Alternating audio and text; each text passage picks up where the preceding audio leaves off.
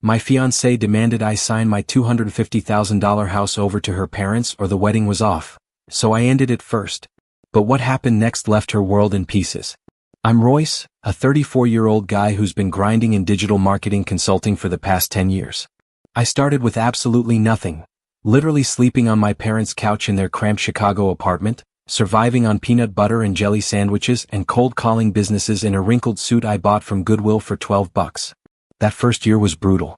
I made $18,000 total, barely enough to cover gas money for my beat-up Honda Civic. But I kept pushing. By year 3, I had my own studio apartment on the north side and a steady stream of clients who actually paid their invoices on time. Now, I run a solid 6-figure consulting business with no partners, no boss breathing down my neck, and most importantly, no debt. With that financial stability locked down, I started investing in real estate. I bought my first property 3 years ago, a modest 2-bedroom ranch in Naperville that I paid off aggressively. Then I found this gem on Oak Street, a fixer-upper with great bones in an up-and-coming neighborhood. I renovated it myself on weekends, rented it out to a young couple, and now it brings in $2,200 a month in passive income while the property value steadily climbs. That's where my life was when I met Veronica at a networking mixer in downtown Chicago. She was 31, worked in social media marketing, and had this magnetic confidence that drew people in. Smart, independent, with her own career and apartment in Lincoln Park. We clicked immediately over craft cocktails and shared horror stories about difficult clients. 6 months in, she was practically living at my place. After 2.5 years together, I proposed during a weekend trip to Door County. She said yes with tears in her eyes, and we set the wedding date for 8 months out, plenty of time to plan everything properly without the stress of rushing. Looking back now, that engagement period was when the first red flags started waving. But at the time, I was convinced I'd found my person. Someone who understood my work ethic, appreciated what I'd built from nothing, and wanted to be my partner rather than my dependent. God, was I wrong about that last part? The trouble started when Veronica suggested we open a joint account specifically for wedding expenses. On paper, it made perfect sense. We'd both contribute money, pay all the vendors from one place, and keep everything organized and transparent. I thought it showed financial maturity, especially since Veronica had a background in marketing and was naturally detail-oriented. I transferred $22,000 to start, generous but not enough to break my budget. Veronica added $7,500 from her savings. The plan was straightforward. Venue deposits, catering, photography, flowers, all the standard wedding costs would come from this account. We'd each add more money as needed, but that initial $29,500 should cover the major expenses. Here's where things got interesting. Veronica took control of the debit card and volunteered to handle most vendor payments since she was doing the heavy lifting on wedding planning. Fair enough, I hate dealing with wedding vendors anyway. I'd rather focus on growing my business and let her manage those details. The first month looked completely normal on the bank statements. $3,200 to the Hilton for our venue deposit, $950 to our photographer Sarah, $600 to Blooming Designs for flowers. All standard stuff we discussed and agreed on beforehand. I barely paid attention to the smaller charges because I trusted her judgment completely. But then I started noticing weird patterns when I reviewed our monthly statement. There was a $385 charge to some boutique called Glamour and Grace that I didn't recognize. When I asked Veronica about it over dinner at our favorite Italian place, she casually mentioned it was for wedding shoes. Brides need special shoes, babe. You wouldn't understand. Okay, fine. Wedding shoes are apparently expensive. Who knew? Next came a $320 charge to Serenity Spa and Nails. I figured this was normal bridal preparation stuff, but it seemed steep for what I assumed was a basic manicure. Most of my married buddies had warned me to just write the checks and stay out of the planning details. Happy wife, happy life, they all said. So I kept my mouth shut. The real wake-up call came when I spotted a $1,450 charge to some high-end spa resort in Wisconsin Dells. That seemed like way too much for whatever brides do at spas, so I brought it up while we were having burgers at our local sports bar. Oh, that's for my bachelorette party planning, Veronica said, not even looking up from her phone where she was scrolling through Instagram. Me and the girls are doing a weekend spa retreat instead of the typical Vegas thing. Much more sophisticated and meaningful. I nearly choked on my beer. You're paying for your entire bachelorette party out of our wedding account? It's wedding related, she said with this defensive edge creeping into her voice. The bachelorette party is part of the whole wedding experience. That logic made zero sense to me. A bachelorette party is a personal celebration expense, not a wedding cost that both of us should be funding equally. But I didn't want to be the controlling fiancé who micromanaged every purchase. The breaking point came when I discovered multiple hotel charges totaling $2,850, all for the same weekend, our actual wedding weekend. When I added them up and asked about it during our Sunday morning coffee routine, Veronica gave me this look like I was being incredibly petty. "Those are for my family's hotel rooms," she explained matter-of-factly. "My parents, my sister Ashley, my Aunt Patricia, and my cousin Jennifer. They're all flying in from Phoenix for the wedding. Veronica, we specifically discussed this. We agreed that families would handle their own travel and hotel costs. That was before I really thought about it," she said, getting more animated. "My family isn't as financially comfortable as yours. They shouldn't have to stress about expensive Chicago hotel rates during our special weekend. Yeah, my parents could afford their own hotel room because they're retired teachers who made smart financial decisions their whole lives and live within their means. Veronica's parents couldn't afford it because they lease a brand new Cadillac Escalade they can't really pay for and take elaborate cruise vacations on credit cards every year. But apparently pointing that out would make me the villain in this story. We only have one wedding in our lifetime, Royce," Veronica said when I pushed back on the hotel expenses. "Why not do it right? Why not make sure everyone we love can celebrate with us without worrying about money?" That phrase, "we only have one wedding in our lifetime," became her justification for absolutely everything. Upgraded floral arrangements because we only have one wedding. Professional hair and makeup for all 5 bridesmaids because we only have one wedding. A videographer in addition to our photographer because we only have one wedding. Meanwhile, Veronica hadn't contributed another penny to the joint account since that initial $7,500. She was spending money like we were millionaires while contributing nothing extra to cover the mounting overages. I was essentially funding her entire family's wedding vacation while she acted like these were mutual decisions we'd made together. Our joint account balance kept dropping fast. $26,000, $23,000, $19,500. At this rate, we'd burned through everything before we even paid the major vendors like catering and the band. But every time I brought up the spending patterns, Veronica would get emotional and say I was stressing her out during an already overwhelming time. I should have shut it down right then and there. Should have had a serious come-to-Jesus conversation about budgets and boundaries. But I kept telling myself it was just wedding stress, that things would return to normal after we were married. I figured I could absorb the extra costs if it meant avoiding major conflict during an already tense planning period. Biggest mistake I could have made because what I thought was just wedding overspending was actually Veronica showing me exactly who she really was when she thought she had me locked down. And the real test was still coming. About 6 weeks before our wedding date, Veronica and I were having one of our regular Sunday morning planning sessions. We developed this routine where we'd sit at my kitchen island with coffee and wedding binders, going through vendor confirmations and guest RSVP updates. Pretty standard couple stuff, even though these sessions lately turned into arguments about her latest expensive ideas. This particular Sunday felt different though. We just finished updating our final head count, 156 people. Which was about 25 more than originally planned because Veronica kept adding distant relatives and work acquaintances. I was internally calculating what that would do to our already strained catering budget when she brought up something completely out of left field. "I've been thinking about wedding gifts," she said casually, not looking up from her phone where she was browsing some wedding planning app. "Not the registry stuff from guests, but what we give to our families as a thank you." I was still focused on the guest list mathematics, trying to figure out if we needed additional table rentals. "What do you mean, like thank you gifts for our parents?" "Sort of, but more significant than that." She put down her phone and got this look on her face like she was about to present a brilliant business proposal. "Your parents are pretty comfortable financially," Veronica continued, leaning forward across my granite countertop. "They don't really need anything material from us, right?" "True enough. My parents are both retired educators with decent pensions, own their modest suburban home outright, and take nice vacations to places like Branson and Gatlinburg every year. They're not wealthy by any means, but they're secure and content with what they have. But my parents are in a completely different situation," Veronica went on, her voice getting more animated. "They've been stuck in that same rental apartment in Phoenix for like 16 years.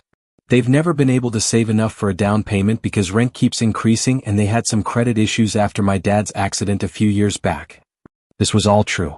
Veronica's parents lived in a decent 2-bedroom apartment complex, but they were essentially throwing away $1,600 a month in rent with nothing to build equity on.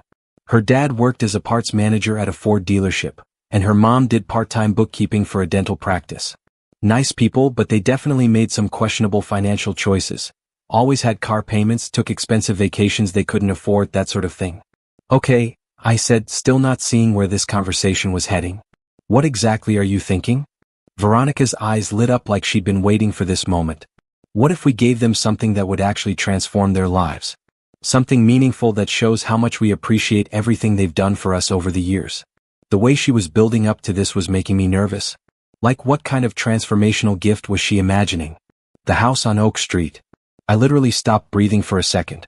Just stared at her to see if she was joking or testing some kind of reaction. She wasn't. She was completely serious. You want me to give your parents my rental property? Think about it logically, she said, like she was presenting a perfectly reasonable business proposal. You don't even live there. It's just sitting there generating rental income while my parents struggle with rising rent costs and apartment living. This would solve their housing problem permanently. I put down my coffee mug and really looked at her. Veronica, that house is worth almost $250,000. You're asking me to give your parents a $250,000 wedding gift. She waved her hand dismissively like I was being dramatic about pocket change. It's not like you'd be losing $250,000. You'd just be transferring an asset to family. The house would still exist in our family circle. It would just belong to people who actually need stable housing instead of just generating profit.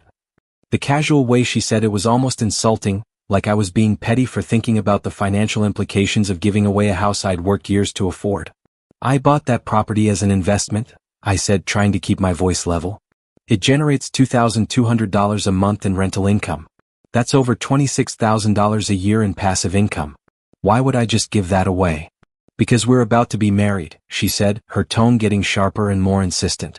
Because marriage means sometimes putting your spouse's family's needs before your own financial interests. Because it would mean everything to me to start our life together with this kind of generous gesture. And what would you be giving my family in return? What's the equivalent gesture from your side? She looked at me like that was the stupidest question anyone had ever asked. Your parents don't need anything material. They're already comfortable and secure. That's not the point, Veronica. The point is you're asking me to make a massive financial sacrifice while offering nothing comparable yourself. I'm offering my love and commitment, she said with this dramatic flair. I'm offering to build a life with you. Isn't that worth more than some rental income? The manipulation was so transparent it was almost insulting. She was trying to make this about our relationship and my commitment to her when it was clearly about money and her sense of entitlement to my assets. Veronica, I'm not giving your parents my house. The shift in her expression was immediate and dramatic, like a switch had been flipped. The sweet, reasonable version of Veronica vanished completely, replaced by someone much harder and colder. That entitled edge crept into her voice as she started talking about my second property, like it was just sitting there waiting to be gifted away. She didn't even try to sugarcoat her demands anymore. In her mind, owning two properties meant one was automatically up for grabs, specifically for her parents' benefit. There was no recognition of how I'd gotten to this point, no appreciation for the years I'd spent grinding while she was still figuring out her career path. Just the assumption that what I had built should now be redistributed to prove my love and loyalty. When I stood firm on my decision, her bitterness bubbled up fast. Suddenly, I was the villain in her story. Selfish, ungrateful, heartless.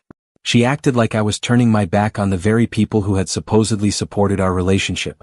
She twisted the entire situation into some warped morality test where declining to hand over a $250,000 property wasn't about reasonable boundaries, it was a personal insult to her family. Then came the manipulation tactics. She stopped pacing around my kitchen, fixed me with a look that was part disappointment and part threat, and said something that made my stomach drop. If you don't sign over the house to my parents, the wedding's off. She threw our entire relationship on the table like a bargaining chip. Like if I didn't go along with this insane plan, it meant I didn't truly love her. In that moment, I realized exactly who I was engaged to marry.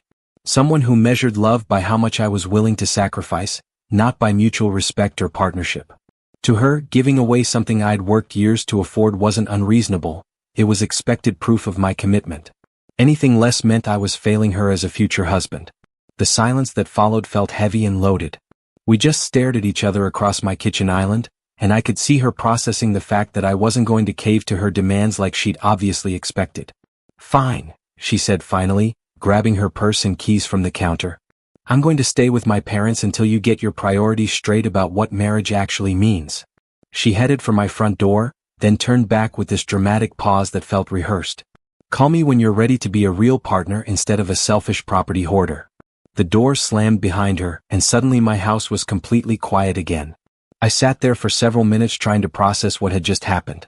My fiancée had just demanded I give her parents a $250,000 house as a wedding gift, then stormed out when I refused. The craziest part? She seemed genuinely shocked that I'd said no, like she'd expected me to just hand over my property without question. Like it was a reasonable request instead of completely insane. That's when I started wondering what other expectations she had about my assets after we got married. And that's when I decided I needed to do some serious investigating. Veronica stayed at her parents' place for 3 days without calling or texting once. Honestly, it was the most peaceful my house had felt in months. No wedding planning stress, no arguments about vendor costs, no dramatic sighs when I had to take important work calls. Just me, my normal routine, and some actual quiet time to think clearly about everything.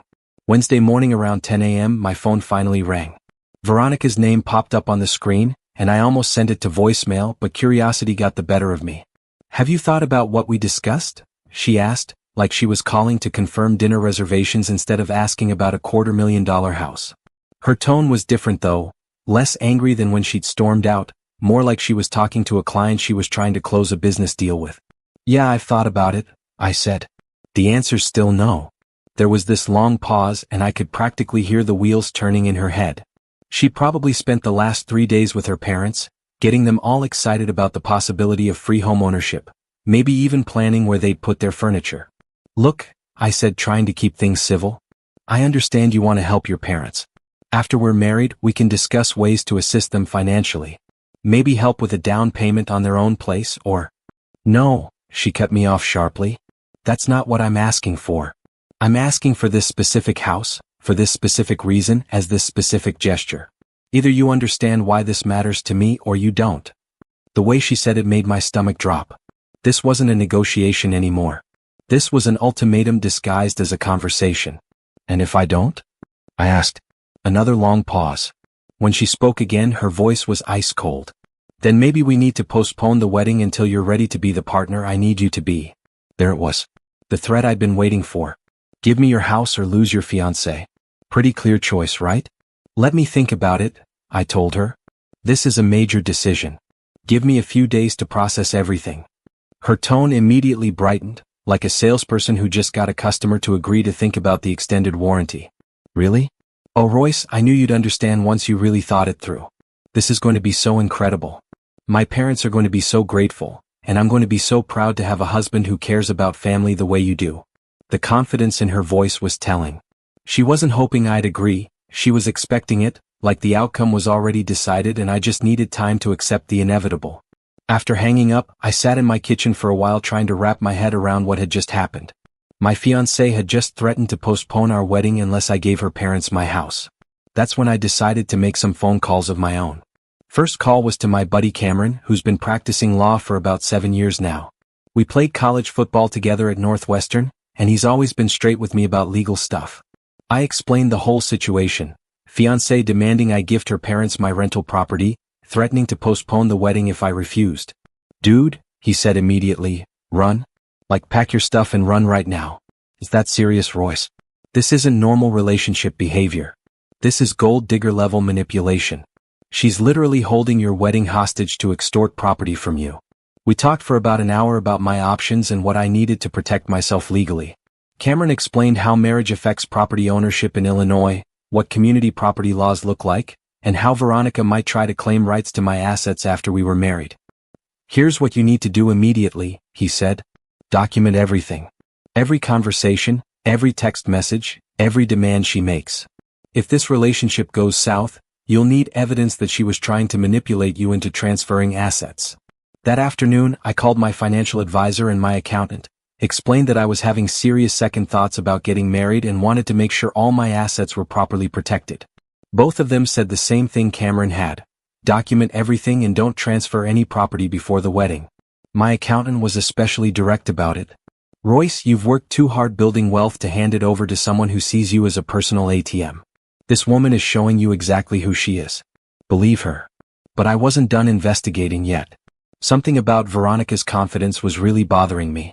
She seemed way too certain that I'd eventually cave to her demands, like she had information or leverage I didn't know about. First thing I did was check the security system on my rental property. I'd installed cameras on the front and back doors, plus one overlooking the driveway, mainly to keep an eye on the tenants and make sure they weren't throwing unauthorized parties or damaging the property. I pulled up the footage from the past week, just routine checking, and that's when I saw something that made my blood absolutely boil. Tuesday afternoon, the day after Veronica had stormed out of my house, there was her silver Honda Accord pulling into the driveway of my rental property. And she wasn't alone. Two older people got out with her, and I immediately recognized them as her parents from Phoenix.